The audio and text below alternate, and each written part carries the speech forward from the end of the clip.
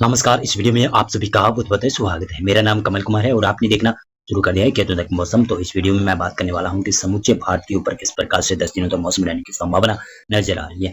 Pre monsoon की बरसात काफी जगहों पर देखने को मिल रही है। पूर्वी भारत में जिस प्रकार से मैंने बताया था कि 2 दिन हो गए हैं, बरसात काफी ज्यादा देखने को मिल रही है। बिहार, झारखंड, पश्चिमी बंगाल, उड़ीसा, छत्तीसगढ़ की क्षेत्र, अभी पूर्वी उत्तर प्रदेश का क्षेत्र और पूर्वी मध्य प्रदेश की क्षेत्र, वहां पर भी आज सुबह या फिर रात्रि से कई जगहों पर बरसात की एक्टिविटियां हुई है। विदर्भ, मराठवाड़ा के ऊपर भी हल्की एक्टिविटी देखने को मिली है।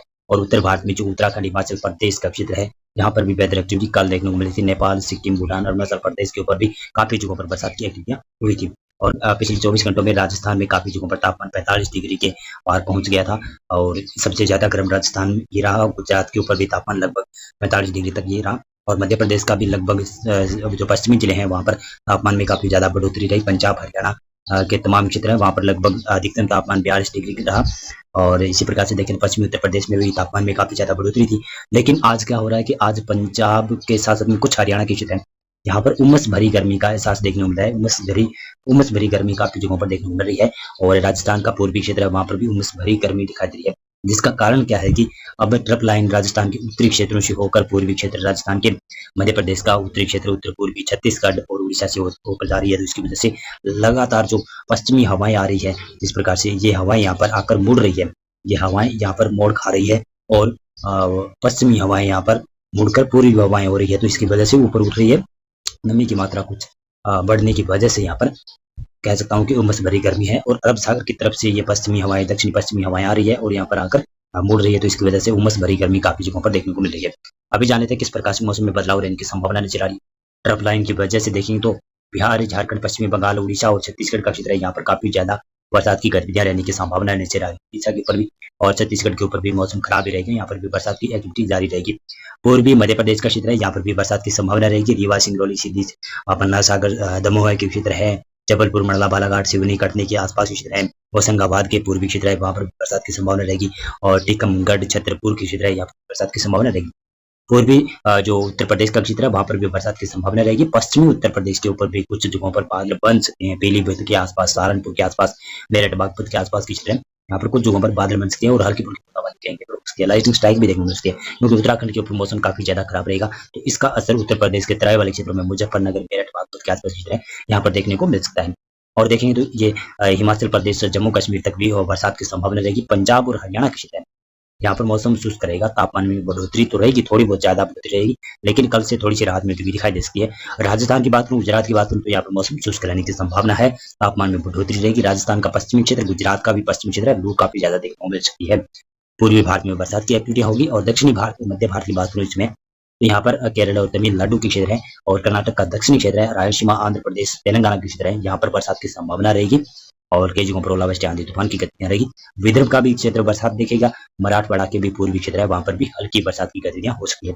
विदर्भ में भी हल्की बरसात, प्री मानसून जैसी बरसात होने की संभावना नजर आ रही है। पर्वत राज्य में भी बरसात की संभावना काफी ज्यादा नजर आ रही है। और इसी प्रकार से देखेंगे तो यह है 9 मई का प्रेडिक्शन। 9 मई को आप देखेंगे तो उत्तर भारत की तरफ नमी की मात्रा वाली हवाएं बढ़ती जाएगी, क्योंकि ट्रफ लाइन काफी ज्यादा सक्रिय हो जाएगी। और 9 मई से ही एक पश्चिमी विक्षोभ भी आ रहा है, तो इसके असर से उत्तर भारत के ऊपर नमी की मात्रा बढ़ने की वजह से क्या होगा कि यहाँ पर लू का माहौल नहीं रहेगा, लू जैसी माहौल नहीं रहेगा। तापमान में थोड़ी सी गिरावट हो सकती है। पंजाब, हरियाणा, दिल्ली इसी तरह यहाँ पर 9 मई से बादलवाई देखने को मिल सकती है शाम के वक्त। और राजस्थान के ऊपर भी बादलवाई बढ़ सकती है 9 मई से। गुजरात, मध्य प्रदेश की क्षेत्र है, यहाँ पर भी बादलवाई बढ़ती हुई दिखाई दे सकती है पश्चिमी मध्य प्रदेश के ऊपर। और पूर्वी जो मध्य प्रदेश के क्षेत्र है, बालाघाट, सिवनी, कटनी के आसपास की क्षेत्र है, अनूपपुर, इंडेरी के आसपास क्षेत्र है, वहां पर बरसात की संभावना है। पूर्वी मध्य प्रदेश का क्षेत्र, वहां पर बरसात होगी। और उत्तर प्रदेश का भी पूर्वी क्षेत्र है, वहां पर भी बरसात के संकेत नजर आ रहे हैं। लेकिन पश्चिमी उत्तर प्रदेश में मौसम शुष्क रहेगा। उत्तराखंड, हिमाचल प्रदेश, जम्मू कश्मीर के ऊपर हल्की बरसात की संभावना रहेगी। नेपाल, सिक्किम, भूटान, अरुणाचल प्रदेश, नागालैंड, मिजोरम, असम, मेघालय के क्षेत्र है, यहाँ पर बरसात की संभावना रहेगी। बिहार, झारखंड, पश्चिमी बंगाल, उड़ीसा और छत्तीसगढ़ का क्षेत्र है, यहाँ पर 9 मई से काफी ज्यादा बरसात की संभावना बढ़ जाएगी। भारी बरसात की घटनाएं 9 मई को। दक्षिणी भारत में देखें तो दक्षिण भारत में यहाँ पर महाराष्ट्र की बात करूं तो महाराष्ट्र का विदर्भ का क्षेत्र है, बरसात देखेगा। कोला, वर्धा, यवतमाल के क्षेत्र है, यहाँ पर बरसात की संभावना। गोंदिया, नागपुर के आसपास क्षेत्र है, चंद्रपुर के आसपास की क्षेत्र है, यहाँ पर बरसात की संभावना बढ़ेगी। और महाराष्ट्र का नांदेड़ के आसपास की क्षेत्र है, यहाँ पर भी बरसात की संभावना बढ़ेगी। और महाराष्ट्र का मध्य महाराष्ट्र की क्षेत्र है, वहां पर भी हल्की बरसात की संभावना नजर आ रही है। कोंकण गोवा के ऊपर मुख्यतः मौसम शुष्क रहता है। केरल, तमिलनाडु, कर्नाटक की क्षेत्र है, रायलसीमा, आंध्र प्रदेश की क्षेत्र है, और तेलंगाना की तरह यहाँ पर बरसात की संभावना रहेगी। आंध्र प्रदेश का उत्तरी क्षेत्र विशाखापट्टनम, विजयनगरम, विजयवाड़ा के आसपास क्षेत्र है, वहां पर काफी जगहों पर बरसात की संभावना नजर आ रही है। और इसी प्रकार से देखेंगे तो यह है 10 मई का प्रेडिक्शन। 10 मई को उत्तर भारत की तरफ पश्चिमी विक्षोभ आ रहा है, तो इसकी वजह से अनुमान लगा सकते हैं कि पंजाब, हरियाणा, दिल्ली और उत्तरी राजस्थान के क्षेत्र और पूर्वी राजस्थान का क्षेत्र है, यहाँ पर तेज गति की हवाएं देखने को मिल सकती है, बादल बनेंगे और गर्जना के साथ में हल्की बरसात की गतिविधियां 10 मई के दोपहर से शुरू हो सकती है कई जगहों पर। तो इसकी वजह से लाइटिंग स्ट्राइक होगी और कई जगहों पर तो हल्की से मध्यम बरसात भी हो सकती है। पश्चिमी उत्तर प्रदेश में भी मौसम खराब हो जाएगा 10 मई को। 10 मई के शाम से यहाँ पर भी बादल बढ़ेंगे। पूर्वी उत्तर प्रदेश में बरसात की संभावना रहेगी। उत्तराखंड, हिमाचल प्रदेश और जम्मू कश्मीर के क्षेत्र है, यहाँ पर हल्की से मध्यम बरसात देखने को मिल सकती है। पूर्वी भारत में बिहार, झारखंड, पश्चिमी बंगाल, उड़ीसा के क्षेत्र है, यहाँ पर भारी बरसात की संभावना है। सिक्किम, उपहिमालय, पश्चिमी बंगाल, अरुणाचल प्रदेश, नागालैंड, मणिपुर, मिजोरम के क्षेत्र है, यहाँ पर बरसात की संभावना। असम के ऊपर भी बरसात देखी जाएगी और छत्तीसगढ़ के ऊपर हल्की बरसात होगी। मध्य प्रदेश का जो पश्चिमी क्षेत्र है वहां पर क्या है कि यहाँ पर वेदर एक्टिविटी होने की संभावना काफी नजर आने लगी है कि यहाँ पर 10 मई को वेदर एक्टिविटी होगी। 11 मई को भी काफी ज्यादा वेदर एक्टिविटी पश्चिमी जो मध्य प्रदेश के क्षेत्र है वहां पर दिखाई देगी। गुजरात के ऊपर तो मौसम मुख्यतः शुष्क रहता है।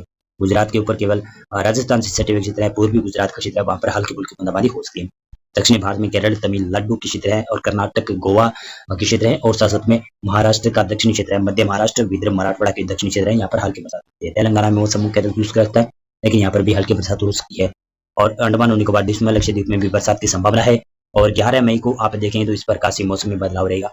11 मई को पंजाब, हरियाणा, दिल्ली, पश्चिमी उत्तर प्रदेश के क्षेत्र है, यहाँ पर बरसात की संभावना रहेगी। और पहाड़ी राज्यों में गिलगित लद्दाख, जम्मू कश्मीर, हिमाचल प्रदेश, उत्तराखंड की क्षेत्र है, यहाँ पर भी बरसात और ओलावृष्टि की संभावना रहेगी।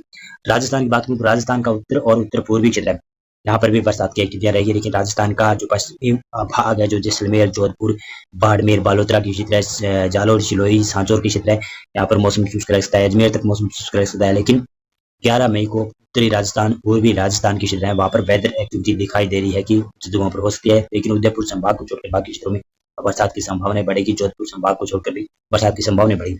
और इसी प्रकार से देखें तो गुजरात में मौसम मुख्यतः शुष्क रहेगा। मध्य प्रदेश का पश्चिमी क्षेत्र है, यहाँ पर बरसात की संभावना रहेगी।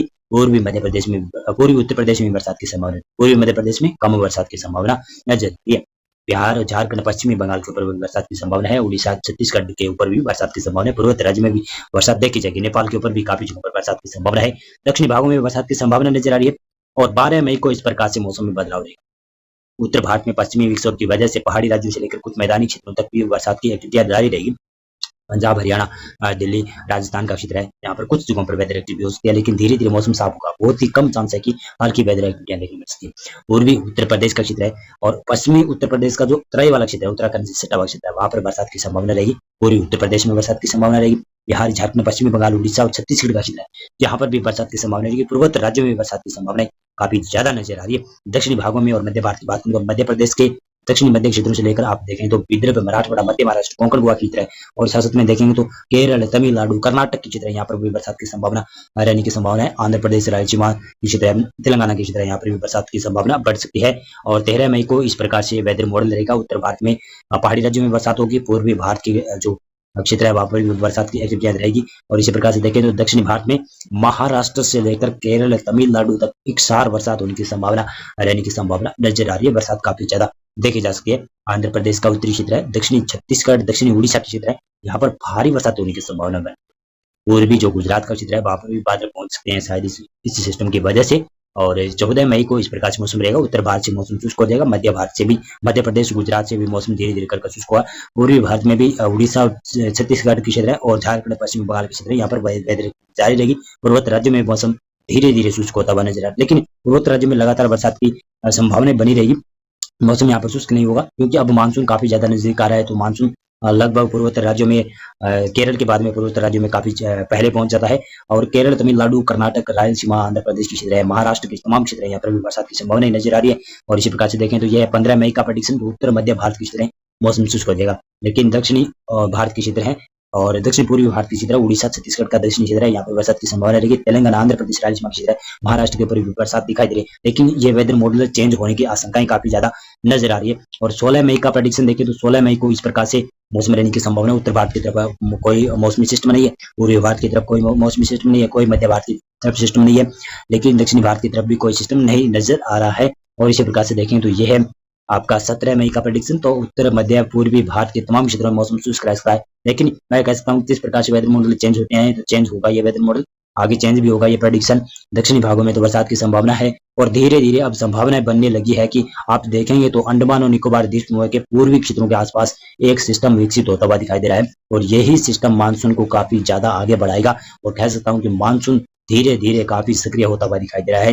हिंद महासागर में एक्टिविटी बढ़ गई है, अरब सागर का दक्षिणी क्षेत्र और बंगाल की खाड़ी का दक्षिणी क्षेत्र है वहां पर भी एक्टिविटी देखी जा रही है कि बरसात की एक्टिविटी बढ़ गई है, क्योंकि अब मानसून 23-24 मई को अंडमान और निकोबार द्वीप समूह के आसपास पहुंच जाता है और उसके बाद में 1 जून को नॉर्मल डेट है जो कि केरल के ऊपर पहुंच जाता है और उसके बाद में पूर्वोत्तर राज्य में दाखिल हो जाता है और जल्दी जल्दी इस बार मानसून काफी तेजी से आ सकता है, ये संभावना बन रही है क्योंकि सर्कुलेशन बनेगी मजबूत साइक्लोन भी बनने की संभावना है, तो इसकी वजह से अत्यधिक गति से ये मानसून आ सकता है और इससे काफी अच्छी खबर है कि ये किसानों के लिए काफी अच्छी खबर है। उत्तर पश्चिमी भारत के क्षेत्र है जो राजस्थान का विशेष क्षेत्र है, वहां पर काफी ज्यादा बरसात की एक्टिविटियां होने की संभावना है मानसून के शुरुआती दिनों में और मानसून के अंतिम दिनों में भी उत्तर पश्चिमी भारत के क्षेत्र में काफी ज्यादा वेदर एक्टिविटी होने की संभावना नजर आ रही है और अमूमन जो भी लो प्रेशर एरिया बनते हैं उसका ट्रैक इस प्रकार से होते हुए गुजरात की तरफ जाता है, मध्य प्रदेश से होते हुए छत्तीसगढ़ उड़ीसा से होते हुए गुजरात की तरफ जाता है। अब की बार क्या होगा कि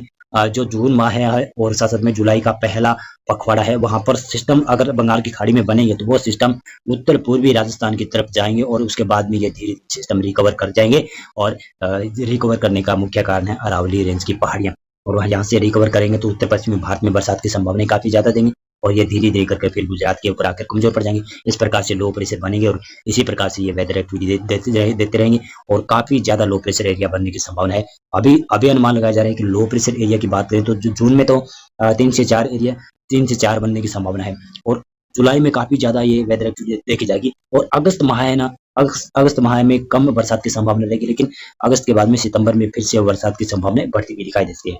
बहुत बहुत धन्यवाद आपका पूरा वीडियो देखने के लिए। अगर हमारा वीडियो आप फेसबुक पर देख रहे हैं तो पेज को फॉलो कर दीजिएगा, अगर हमारा ये वीडियो आप यूट्यूब चैनल पर देख रहे हैं तो सब्सक्राइब कर दीजिएगा और इस वीडियो को शेयर कर दीजिएगा और बेल आइकन जरूर प्रेस कर दीजिएगा। बहुत बहुत धन्यवाद आपका पूरा